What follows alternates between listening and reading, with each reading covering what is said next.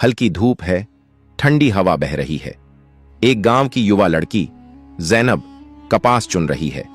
वह अपने काम में मग्न है कि अचानक किसी के कदमों की आहट सुनाई देती है। जैनब चौंक कर, कौन है? अचानक कोई पीछे से आकर जैनब के मुंह पर नशीला कपड़ा रख देता है। जैनब हाथ पैर मारती है मगर धीरे धीरे बेहोश हो जाती है। जैनब धीरे धीरे अपनी आंखें खोलती है। वह कमजोर महसूस कर रही है। उसके शरीर पर चोटों के निशान हैं। डर, शर्म और गुस्से से उसकी आंखें भर आती हैं। अचानक उसकी नजर कपास के एक पत्ते पर पड़ती है। वह उसे उठाती है।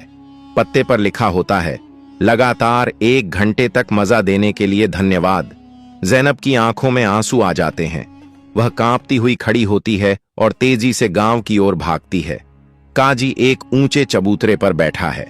जैनब अपने माता पिता के साथ खड़ी है। सभी लोग बेचैनी से इंतजार कर रहे हैं। काजी गहरी सांस लेकर, जैनब, क्या तुम्हें किसी पर शक है? जैनब रोते हुए, नहीं काजी साहब, वह कायर था जिसने पीछे से वार किया और अपना नाम तक नहीं लिखा, बस यह बेहयाई भरा संदेश छोड़ गया। काजी पत्ते को ध्यान से देखता है, फिर गांव के सभी पुरुषों की लिखावट से इसकी तुलना करने का आदेश देता है।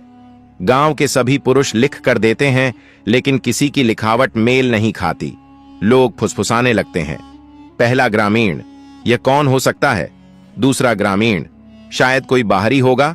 काजी सोचते हुए, नहीं, यह किसी अपने का काम लगता है। हमें दूसरा तरीका अपनाना होगा। काजी घोषणा करता है कि गांव की सभी महिलाएं अदालत में आई।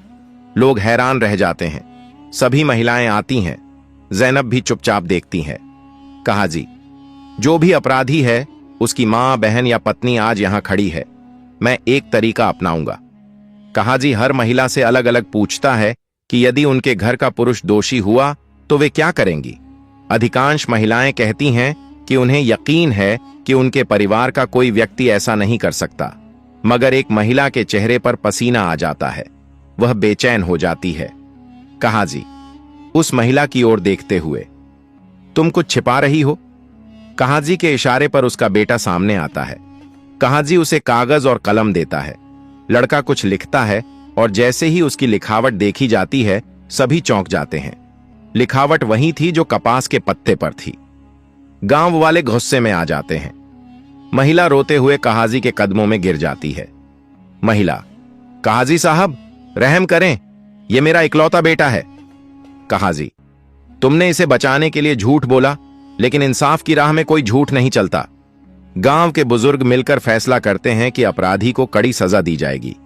जैनब की आंखों में आंसू हैं, लेकिन इस बार ये आंसू कमजोरी के नहीं, सुकून के हैं। अगर आप काजी की जगह होते तो क्या ऐसा ही फैसला करते? अपनी राय कमेंट्स में दें।